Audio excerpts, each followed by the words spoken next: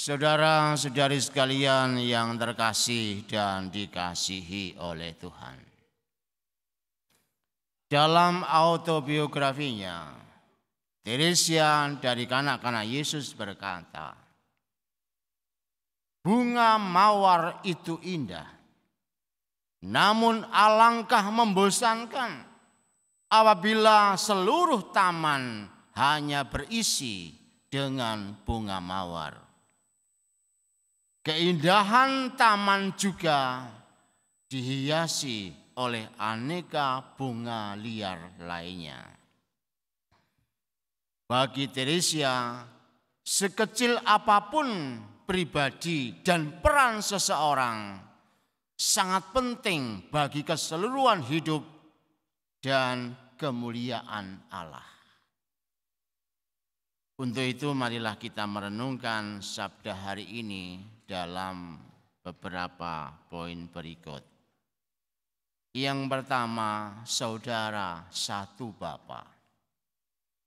Dunia ini adalah taman indah di hadapan Allah. Kita dicipta bagaikan tanaman yang mengisi dan menghiasi keindahan taman itu. Maka Allah mencipta kita dengan aneka warna. Tidak seorang pun sama, meski ada yang terlahir kembar. Tetap saja sidik jarinya berbeda. Karena berbeda maka indah, sebab semua berharga di mata Allah. Andaikan dunia ini wajah semua laki-laki modelnya seperti saya yang ganteng ini, membosankan. Pasti membosankan dan tidak ada indah. Oleh karena itu perbedaan adalah sesuatu yang mengagumkan. Lantas bagaimana merawat keindahan perbedaan ini supaya kita tidak membuat bencana di dalamnya? Kita hidup bersama bukan atas dasar pilihan kita. Kalau boleh memilih, tentu kita bisa hidup dengan kelompok-kelompok tertentu. Tetapi ternyata tidak. Allah sendiri memilihkan itu untuk kita menjadi bagian dalam hidup kita. Maka jangan pernah bertanya, mengapa Tuhan ada orang seperti ini dalam hidupku?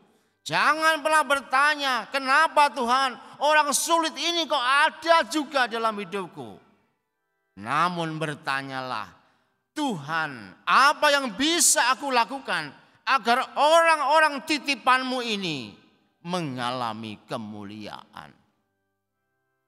Disinilah hidup bersama sebagai satu Bapa adalah sebuah kenyataan yang konkret, bukan sebuah angan-angan atau idealisme tertentu. Namun ini semua tercipta supaya kita meneruskan ciptaan itu menjadi lebih murni dan lebih indah. Mazmur 133 mengatakan, "Sungguh alangkah baiknya dan indahnya apabila saudara-saudara diam bersama dengan rukun." Kata penting di sini diam bersama, bukan bersama diam-diaman, tetapi diam bersama.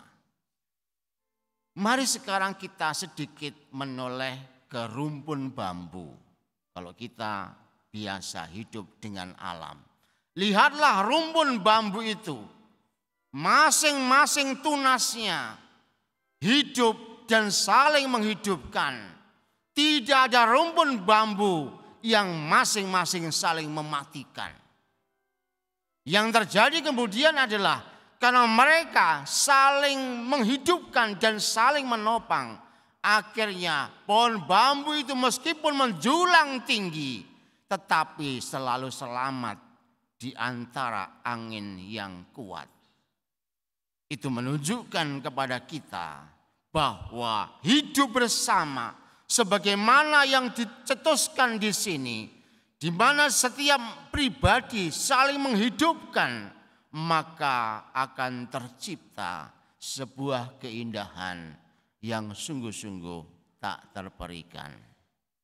Disitulah maka kita satu dengan yang lain dikatakan sebagai saudara, satu Bapa yang saling menghidupkan. Kemudian yang kedua, pelayan bagi saudara. Kitab Maleakhi pada hari ini dengan amat tegas mengecam tindakan para imam yang menyimpang dari firman, pilih kasih di dalam pelayanan, dan saling mengkhianati teman. Berkat akan berubah menjadi kutuk apabila sabda Allah diabaikan, kehendak Allah disepelekan, dan hidup bersama ditelantarkan.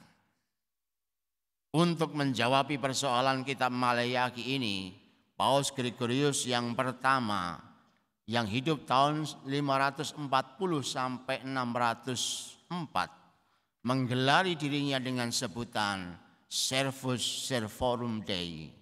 Artinya pelayan dari para pelayan Tuhan atau hamba dari segala hamba Tuhan. Paus adalah pemimpin tertinggi dalam gereja Katolik, namun ia bertindak sebagai pelayan bagi semua.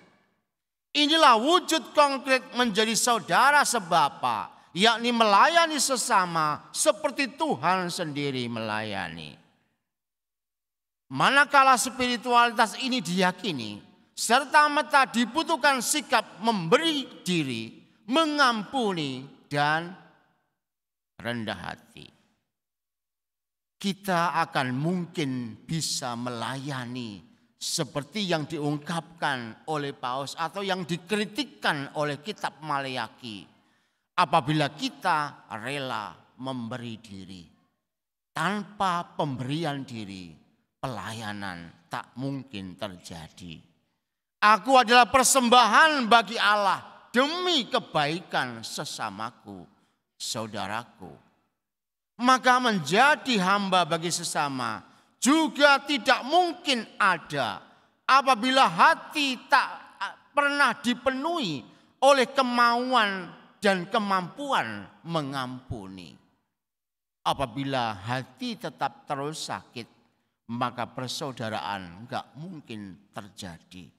Hanya hati penuh ampun, kelemahan akan menjadi sebuah kekuatan.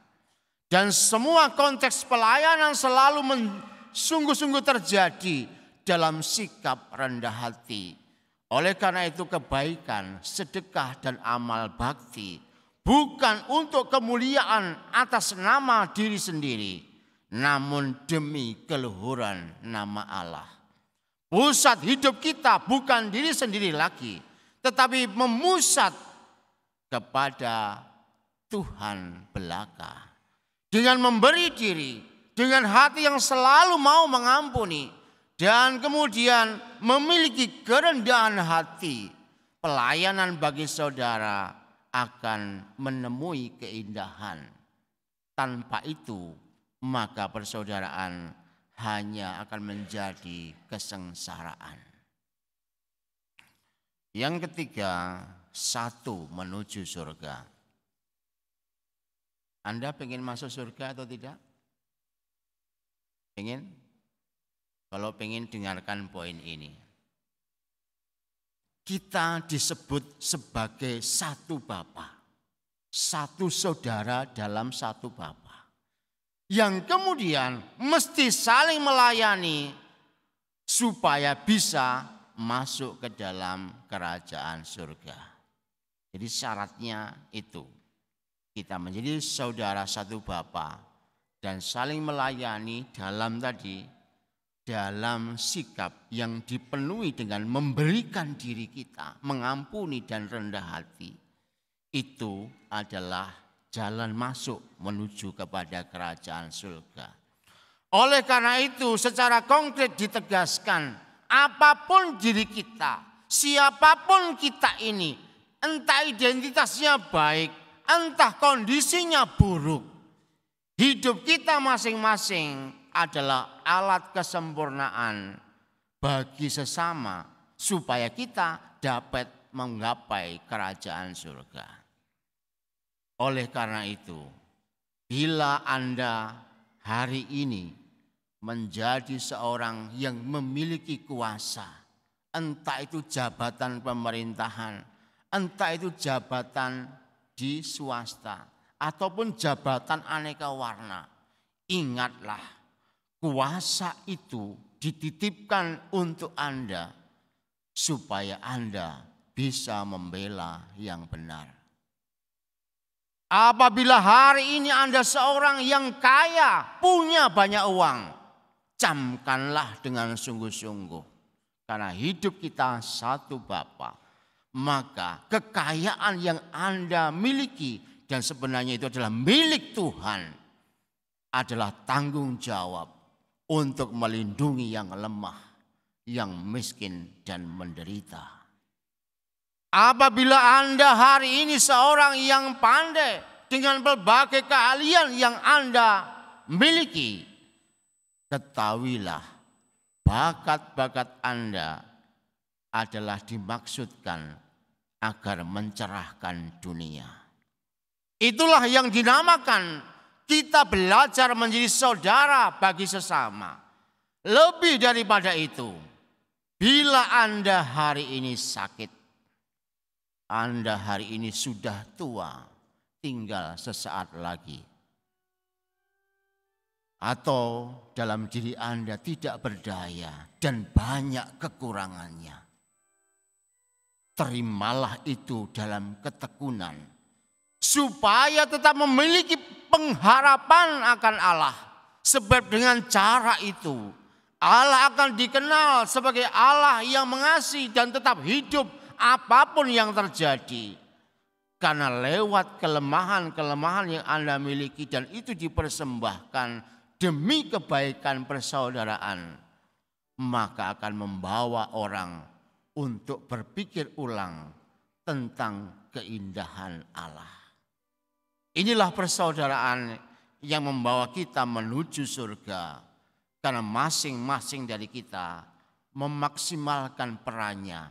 Entah kondisinya kita sedang baik, entah kondisinya kita sedang buruk. Semua berguna bagi keselamatan saudara-saudari yang lain. Semoga sabda hari ini memberikan kekuatan baru kepada Anda. Sehingga pulang dari gereja ini, Anda menempatkan diri sebagai bagian penting dalam hidup persaudaraan di tengah dunia ini. Sehingga surga itu tidak jauh, tapi sudah dekat dengan hidup Anda.